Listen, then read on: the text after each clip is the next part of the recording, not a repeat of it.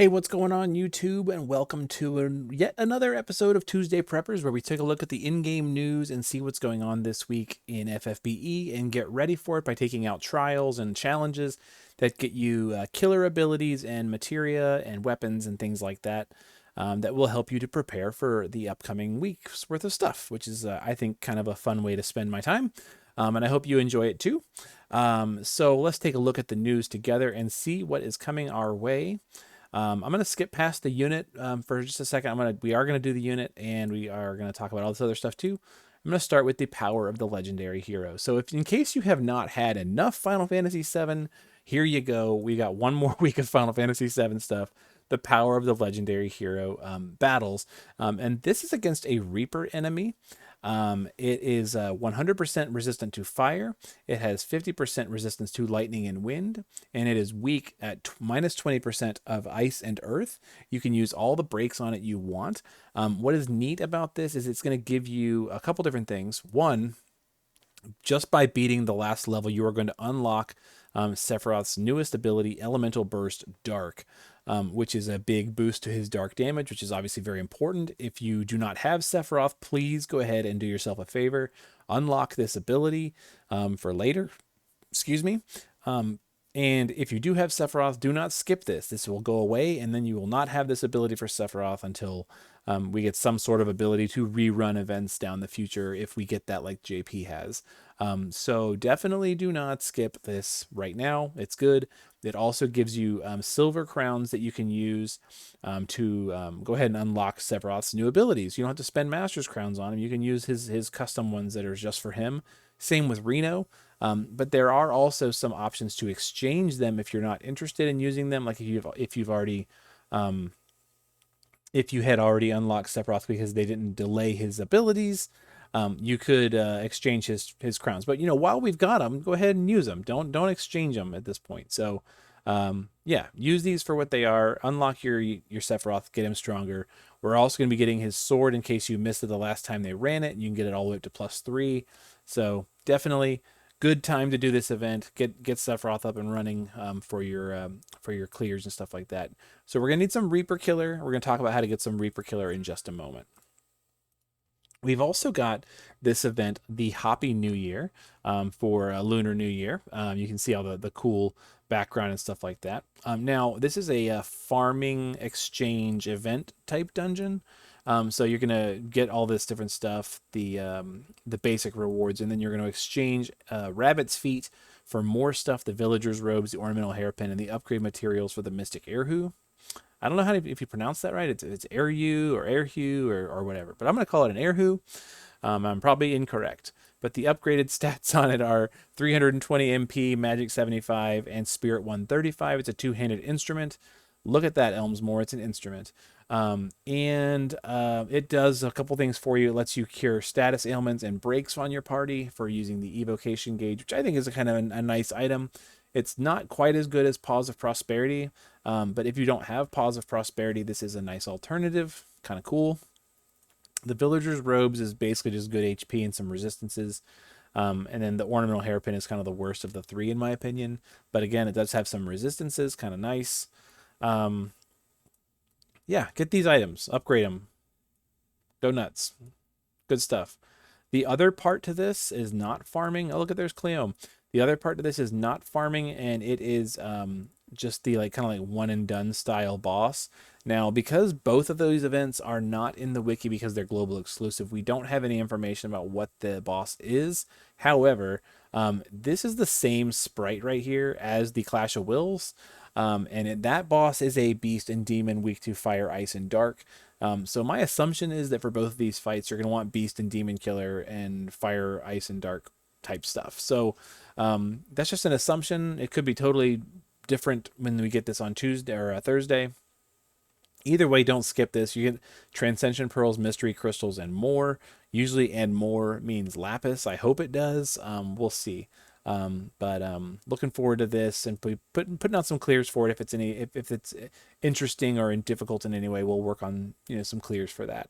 Now, like I said, that does share the same sprite as Clash of Wills. And speaking of, here's the updated information on Clash of Wills. It is the Hare of Unknown Origin, also known as Hare. It's a beast demon, and weak to Dark, Fire, and Ice. Want to make sure I say those in the right order because it's right there, Dark, Fire, and Ice. And it tells us a couple things about it. So it's going to use Dark, Fire, and non-elemental physical and magical attacks. It boosts it boosts itself as it gets weaker. It can potentially remove allies from the party, which is like kind of scary, I think. I have to see how that works. And then the bonus morale action this time is that anytime you increase your fire and dark resistance, it increases your morale. So if you don't have units that do that, you could bring like Calamity Border, and that could boost your morale just by using Calamity Border, which is kind of nice. And you're going to need it because they have increased the size of the morale bar. Said that in here somewhere. Somewhere it says that they increased the size of the morale bar. I promise it's in here.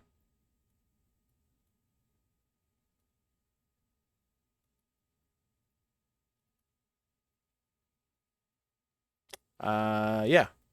At Echelon 5, the bar gets bigger, basically. Anyways, it's going to be slightly harder to fill the morale bar. You just want to be ready for it. But we need Beast Killer, Demon Killer, and stuff that does fire, dark, and ice support. So we'll talk about how to pick that up as well. And then finally, the story is being updated again. So we've got story continuing, and it says we can get up to 1,000 Lapis as a mission challenge reward, or mission challenge rewards. So that is good. Who doesn't want Lapis? And we get to find out more about what's going on in what I think is one of the better chapters in the story, or the seasons of the story, with all these cool units. So yeah, definitely let's go get some Lapis. So let's talk briefly about the unit. Go ahead and pull up something here so you can kind of see a little bit. Here you go. So we've got Lunar Festival Cleome here. And we've got a step-up banner that costs 28k with a card. We'll talk about the card in just a second as well. And then her own step-up banner. Her fragments are in the shop, and so are Shui Yi's and Chow. So if you've already got Chow and you need fragments for Chow, there's an opportunity to get them, as well as some other nice, potentially nice ones and kind of a dud fragments that you could pick up. Here she is, looking really nice. I think this is a wonderful sprite. I think it's really, really pretty. She's a mage and a mage buffer in the shift form. She's got some stuff. Yay, STMR weapons. Yeah, there we go. And then there's a ticket that you can get for the Dancing White Dragon vision card, which we'll talk about right here. Here is her vision card. This is Cleome's vision card.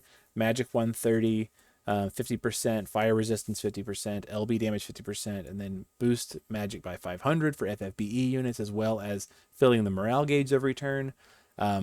Potentially very cool. Dancing White Dragon is the special one. It's got Ling on it, which is awesome. Ling's one of my favorite characters in the game. And there she is in all her glory. Weird stats. 2023 HP, 88 MP, 88 attack, defense, and spirit, and 130 magic. Also boosts magic by 100%. Gives you LB damage by 50%. I like that. This ability gives you killer against dragons, humans, demons, or dragons, humans, stones, and aquatics, and also gives you mitigations for those same races. It's a unique property, a unique utility item, and so you guys know I love utility items and castables. So this is a really cool card. I don't care how bad those modifiers are. Anything is better than nothing. So if I'm going to be going for this card for sure. And then the other thing just gives killers and magic 500% for FFBE units only. This ability seems to not be tied to FFBE, so I think this could be useful on lots of different units. Racial mitigations have become a bigger thing lately, and so being able to pick this up, I think is a nice thing for 28k. And there you go. So there's all the stuff that's going on, and let's talk a little bit next about the killers that you're going to need. So the very first thing we talked about was Reaper Killer for the Sephiroth event. The best one you can get is Undead Killer Plus from Doulahan or Reaper Eater Sense from the Stroper. I just did this like 2 weeks ago when we had Reapers on the final boss of Vision World. So yeah, go back and watch that video. It's not that hard to get Reaper Killer. There's a ton of it in the game too. So not too hard. You can even get Conquering the Fear of Spirits from Scorn of the Ancient Hellbringer. Very, very easy to get these items. Doulahan, Stroper, and Hellbringer are not hard at all. The one we're going to do tonight is slightly harder, but these are the ones to get you some Undead Killer. There you go. So we also need Beast and Demon, though, for Clash of Wills and the various other fights. So let's talk about Demons first. The big one is Crucifying Coercion from Scorn of Ashura. As always, it's a older one and it's a good one. You could also get Demon Killer Plus from Belphegor Advanced, Demon Eater Sense from Gloomwing. Gloomwing's not too terribly hard. Belphegor is a little bit hard, depending on what units you have. Mask of Ashura is pretty good. Demon Killer Plus and the recipe you can get from Belphegor and make your own Demon Killer Pluses, which is kind of nice. So lots of options. Lunara's Force Mysterian continues to be one of the best STMRs for Demon Killer, so pretty good one to pick up if you don't have at least one copy of it. But that's not what we're going to be focusing tonight. We're going to be focused on something with a little bit less options, fewer options, and that is Beast. There are still some very good options for Beast, but in terms of trials, not very many. We've got Beast Killer Plus from Scorn of Aemon, which is pretty easy to pick up at this point. We've also got Rafflesia has Beast Eater Sense. Rafflesia is kind of hard depending on what units you have. And then Cerberus can also give you Beast Killer Plus and the recipe to make Beast Killer Plus. So we're going to start with Cerberus. Don't forget, you can also pick up Valued Memories from Irvin. And if you pulled for Nier, you've got A2's STMR as well. But there's also some other things like the Infernal Battle Garb from Ifrit Rain. Beast is not like super, super rare, but there's not a ton of options for it. You could also equip Ifrit for some Beast Killer as well. So you've got some choices there for how you're going to pick up Beast. But what we're going to do tonight is we're going to go to Cerberus and try and pick up all the stuff for Cerberus that he can give us to make us some Beast Killer pluses. So we're going to switch over here and put on the challenge that we're going to go to. That is going to be in the Vortex. We're going to go to, oh my gosh, my units. I just did a summon, so hold on a second. There we go. My bad. We're going to go back to Vortex. There we go. And we're going to Nemesis, 12 types takedown, and we're going after Cerberus. So Cerberus is a beast enemy. Beating him is going to get you Fairy Eater Sense if you've never picked that up before. If you do the intermediate version, you can get a Beast Killer and the recipe for Beast Killer Plus, so that's pretty good. We're going to go to the hard version, though, because we just want to get Beast Killer Plus and maybe some other stuff, too, depending on what team you want to bring to pick these things up. If you look at him, it says he's a beast. His behavior changes at 50%. Make sure you want to keep your fire, ice, and lightning resistance raised, keep your stop resistance raised, and all these other bad statuses raised. We're going to be dealing with that with units, not gear. I'll go ahead and show you the team that we're going to use. We're going to grab a friend. And the one that I did practice runs with was SimSima. So thank you, SimSima, for setting an Ayaka when I didn't even ask you to. And here's the team that we're going to take. We've got Sylvie for buffs. Here, I'll go ahead and put the gear on the screen too. Hold on. There you go. We've got Sylvie mainly just for buffs. So her gear does not really matter that much. She's just got, these two items, not even wearing a vision card in both forms. Her gear is not that important. She just does a lot of really great things for your party, obviously, and that's what we're going to do. We're taking Esther as an Omni cover tank. Her gear matters a little bit. I've got her geared with some resistance to ice, lightning, and fire, but Sylvie's also going to be buffing us, doing mitigations, and then she's going to be doing her own mitigations and healing and stuff like that. So there you go. She's also passive provoking just cuz and evading most of the way. We've got her at 95%. So she's evading most of the attacks that come in. If you're getting, wasted, you could go ahead and put on something better for evasion than the Kukri here. I just put that on for the resistances. Although let's see if that helps. Let's take this off and put on something with evasion. Why not? 10% shouldn't make too big of a difference. We'll put on Crimson Butterfly, and now we are at plenty of evasion. Cool.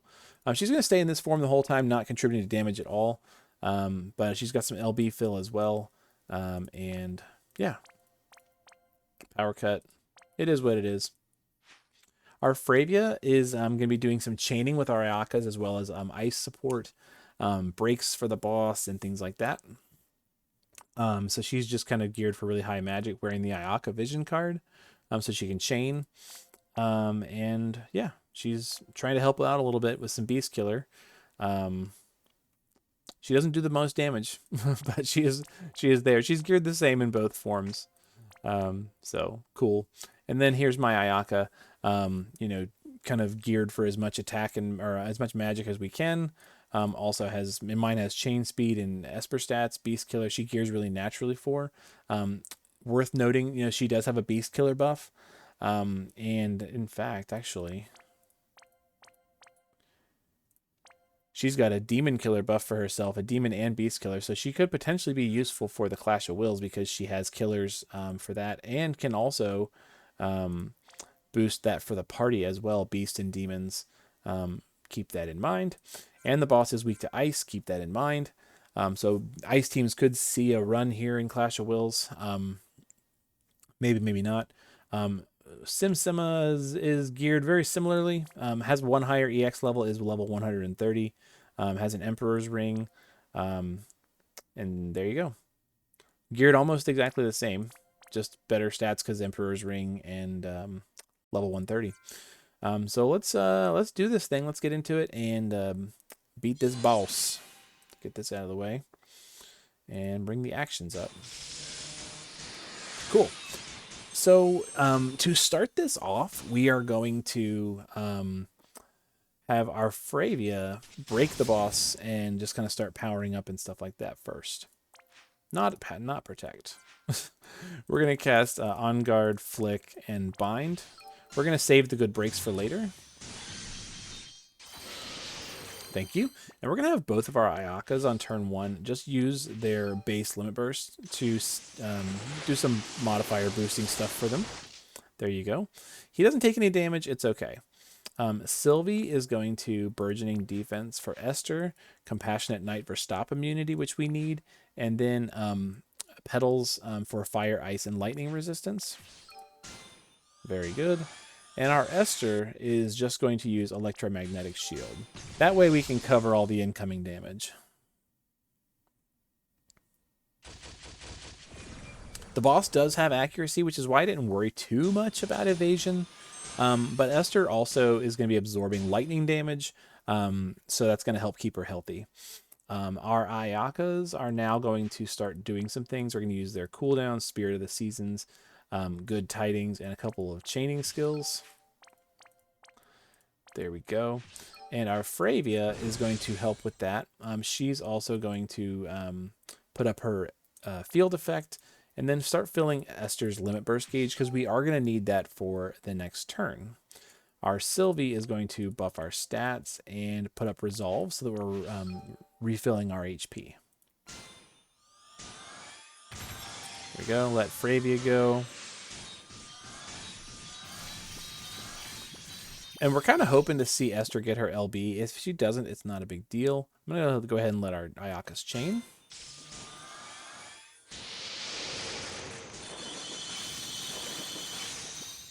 Okay, she didn't quite get it, so she's just going to attack to fill her LB gauge. And now she's got her LB, so she can do that next turn.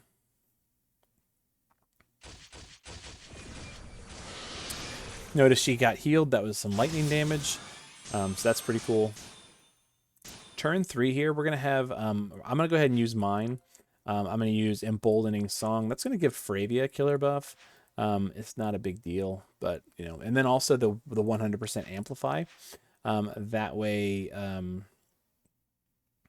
we're powering up over the next few turns. And then just chain twice Carol Frosty Snow. And then Simsima is also going to use Holiday Song twice, and then bolting strike twice, just to chain. So like I'm using 2 skills just to kind of chain better and not break things up. Our Fravia is going to do the good break. So pressure, flick, and bind, whatever.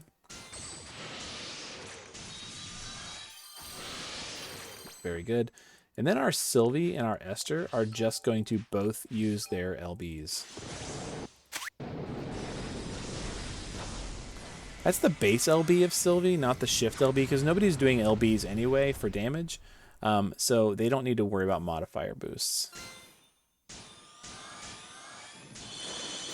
Do a nice little chunk of damage there. Not bad. Our big burst of damage will come on turn 5.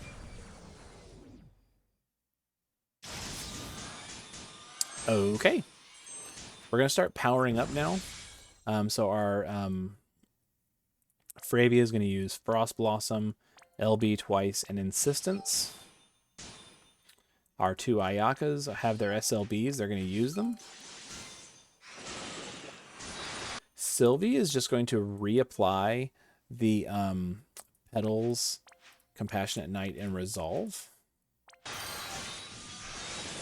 There we go.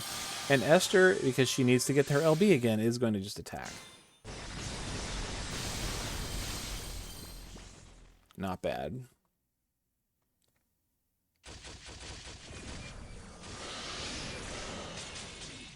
Takes a little bit of damage from Cold Breath. Not too bad. Esther's doing okay. We're ready to do a big burst of damage here. So we're going to use the Ayaka Vision card ability, Whipped Cream Garden. Ayakas are going to use their big amp and damage ability. And we're just going to chain this up and hopefully land, somewhere in the like 51 to 55% health. We don't want to push the threshold if we can avoid it, but if it happens, it happens. So let's just see how we do.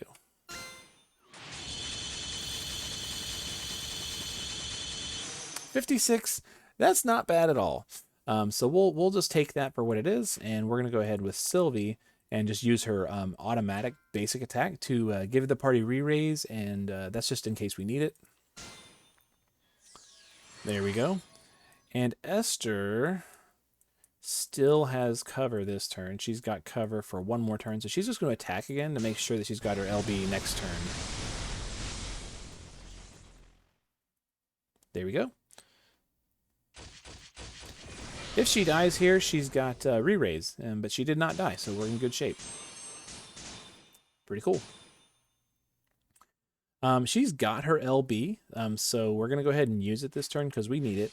And we're on turn 6, which is the last turn that our Ayakas are powered up, so we're going to take advantage of that. This is also the last turn that they have their good killer buff, so we want to take advantage of that as well. And we're just going to get 1 more good chain in, which is going to push the boss under 50%, and then his AI is going to change a little bit. It's not going to be too bad, but we want to make sure that we're ready to kind of recover and start doing some stuff. So let's go ahead and chain on the boss. I'm going to use LB first, and then we'll chain on the boss. Here we go. And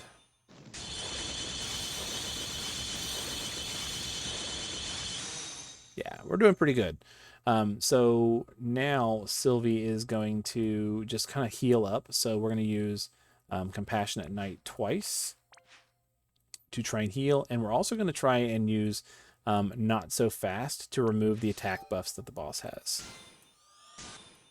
If they can be removed. I think they can. Yeah.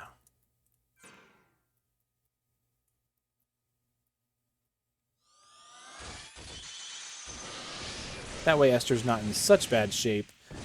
She died, she came back. It's okay. But she doesn't have cover anymore, so that's an issue, right? Well, we're going to take care of that. Our Fravia now is going to shift back up and break the boss again. Flick, on guard, whatever. We're going to use our cooldowns, so Spirit of the Seasons, introductions, and double of that.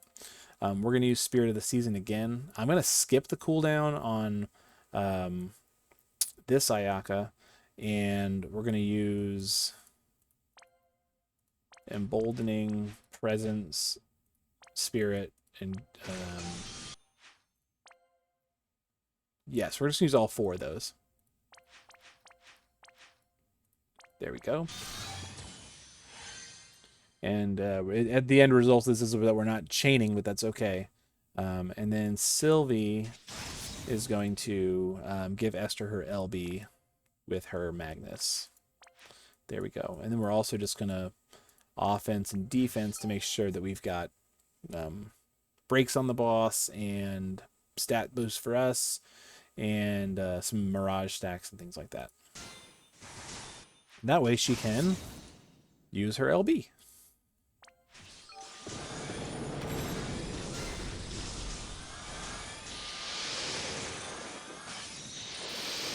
Just a tiny little bit of damage. We're not chaining or anything like that, so. Now, we all look really bad there. It's okay. Sylvie's going to keep us on our feet. She's going to compassionate twice. There we go. And put the petals back up because Esther does not have those buffs. And on this turn, we're going to Brilliant Blizzard with both of our Ayakas. We're going to Frost Blossom here. And then LB fill, and Insistence.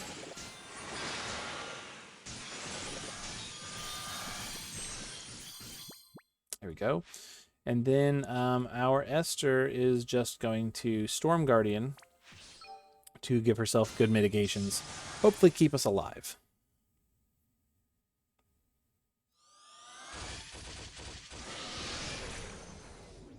All right. Now, Presence for Everyone 3 just activated, so we've all got 100% amp from our Ayaka, and that's better than nothing, so we're going to chain 4 times here. And depending on variance, the fight should be over. We'll see how we do.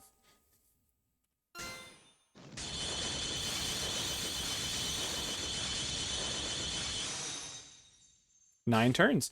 Not too bad. Look at a damage breakdown here and see who did the most. I'm guessing Sima did. Better stats, higher EX level, better level. Should do more damage.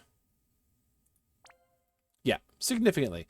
And that's totally fine. You know, mine's not level 130 and better didn't have as good stats. So there you have it. But that would get you all of the rewards for it, including Beast Killer Plus, and Fairy Eater Sense too, which is not a bad thing to pick up. So hopefully that helps you to get ready for the event and you are excited about maybe pulling for the new unit. I'm going to be pulling on Thursday over on Twitch, 9 p.m. Central Time. So if you're interested in seeing me cry miserably because I don't get the unit, come on out and make me feel better. I'm definitely getting the card, though. I mean, that's cool because the card is, I think, really, really neat. And like I said, utility gear is better than no utility gear, right? But that's all I got for right now. Hopefully that helps you out, and we'll see you around in the next video. Thanks for tuning in and sticking around if you've been hanging out this long. All right, take care.